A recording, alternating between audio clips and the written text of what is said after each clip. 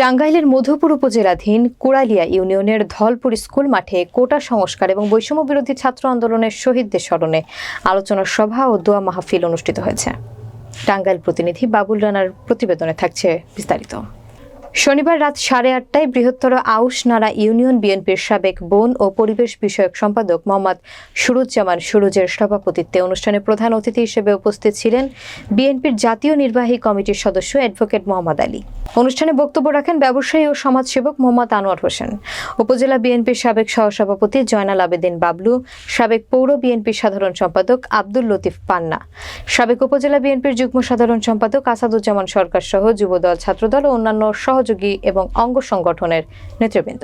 অনুষ্ঠান শেষে কোটা সংস্কার ও বৈষম্য বিরোধী ছাত্র আন্দোলনের শহীদদের স্মরণে এবং যারা আহত হয়েছে হাসপাতালে চিকিৎসাধীন রয়েছেন তাদের সকলের জন্য দোয়া ও মোনাজাত করা হয়।